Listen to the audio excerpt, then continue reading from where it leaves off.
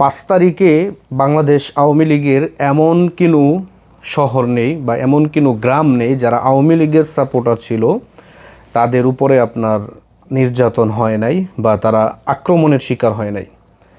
যারা আজকে এই ভিডিওটি দেখতে পাচ্ছেন, আমি অবশ্যই বলবো যে আপনারা নির্ভয়ে আপনারা কমেন্ট করতে পারেন কারা কারা এরকম নির্যাতনের শিকার হয়েছেন। আমি মনে করি যে যারা ইতিমধ্যে শিকার হয়েছেন নির্যাতনের, এটির ফল বা এটির বিচার আপনারা অবশ্যই একদিন পাবেন এবং কি সেদিন বেশি দূরে নয়।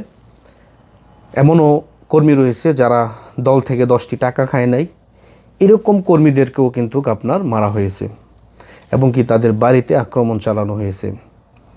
এটা যদি আমরা সংখ্যায় হিসাব করি তাহলে প্রায় লক্ষাধিক বা এর চেয়ে আরও অনেক বেশি নেতাকর্মীদের উপর আপনার আক্রমণ হয়েছে, ইতিমধ্যে অনেকে নিহত হয়েছে।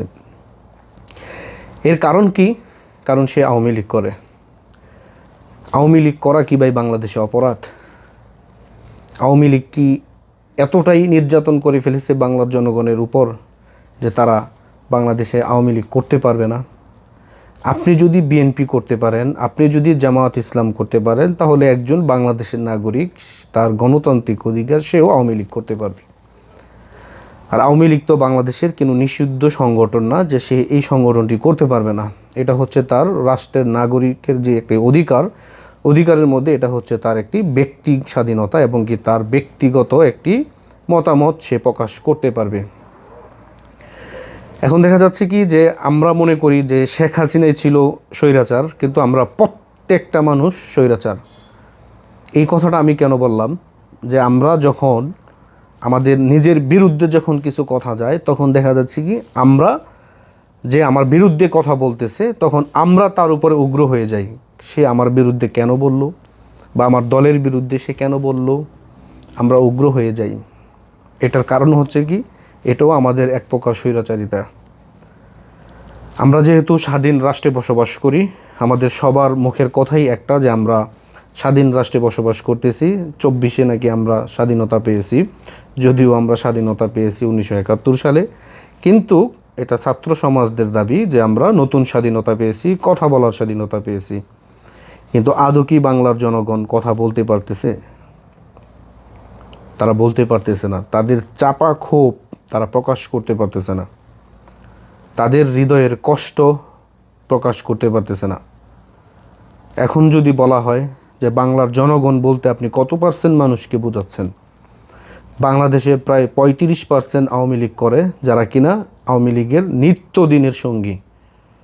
এরপরে তো আরও সাপোর্টার আছে যারা ইতিমধ্যে আওয়ামী লীগকে সমর্থন করে এবং কি আওয়ামী লীগ সরকারকে ভোট দেয়। কিন্তু প্রশ্ন হচ্ছে যে আপনি আওয়ামী লীগ করার কারণে একজন মানুষকে আপনি নির্যাতন করলেন। আমি তো দেখি নাই যে বিএনপি করার কারণে একজন মানুষকে নির্যাতন করা হয়েছে বা তার বাড়ি ঘরে হামলা করা হয়েছে। আমার চোখে ইতিমধ্যে 4 বছরের ভিতরে পড়ে নাই, যদিও আমি আগে দেশের বাহিরে ছিলাম, কিন্তু আমি দেখি নাই বা আমার নরসিংদীতে দেখি নাই যে কেউ বিএনপি করার কারণে তাকে অত্যাচার করা হয়েছে বা তার বাড়ি ঘরে হামলা করা হয়েছে। সরকারের প্রতিপক্ষ সবসময় থাকবে। সারা ওয়ার্ল্ডের যত রাজনীতি সংগঠন আছে বা সারা দেশের যত দেশগুলো রয়েছে গণতান্ত্রিক দেশ, প্রত্যেকটি দেশে আপনার সরকারের সাথে একজন ছায়া সরকার থাকে এবং কি বিরোধী দল থাকে। সেটা আপনারা বিএনপিরা ছিলেন, আপনারা থাকবেন বা আপনারা আবার ক্ষমতায় যাবেন, পরবর্তীতে আপনারা 15 বছর চালাবেন, পরে আবার আওয়ামী লীগ ক্ষমতায় যাবে। এটাই তো নিয়ম। তার মানে কি, আমরা হয়তো ইতিমধ্যে দেখি যে বিএনপির উপরে অনেক নির্যাতন করা হয়েছে। 15 বছরের ভিতরে অনেকের দাবি ছিল যে 2 লক্ষ নেতাকর্মীর উপরে মামলা হয়েছে, না আরও অধিক মানুষের উপরে। আসলে রাজনীতিক একটি কৌশল রয়েছে। রাজনীতি বা পলিটিক্স এমন একটা জিনিস, যারা রাজনীতি করে তারা অবশ্যই চায় যে তার প্রতিপক্ষকে কিভাবে ঘায়েল করে সে ক্ষমতায় টিকে থাকতে চায়। এটা হচ্ছে রাজনীতির একটা অংশ। এটা হতেই পারে আপনি স্বাদ ভোগ করবেন কিন্তু আপনি তিতা ভোগ করবেন না। শুধু রাজনীতি করে আপনি বেনিফিট অর্জন করবেন, আপনি জেল আপনার জন্য হবে না, এরকম রাজনীতি তো আপনার সারা ওয়ার্ল্ডে কোথাও নাই। তো এই জন্য আমি বলি, যারা ইতিমধ্যে নির্যাতনের শিকার হয়েছেন আপনারা ধৈর্য ধরতে পারেন এবং কি যেহেতু বাংলাদেশে বর্তমান যেই সিচুয়েশন, এই সিচুয়েশনে অনেকে মামলাও করতে পারেন নাই। আল্লাহর কাছে বিচার দিয়ে রাখেন।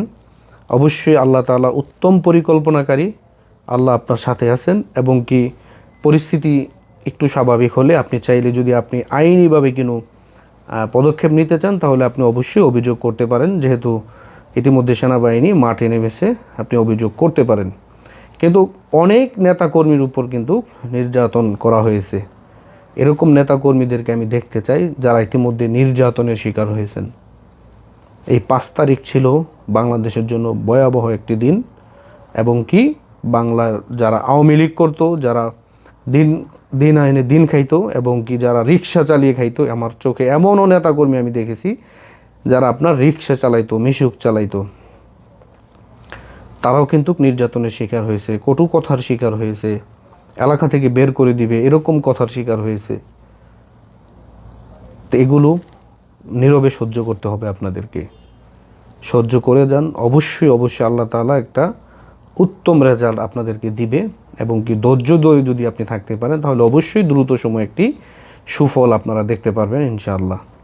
ভালো থাকবেন, সুস্থ থাকবেন। আসসালামু আলাইকুম। জয় বাংলা, জয় বঙ্গবন্ধু।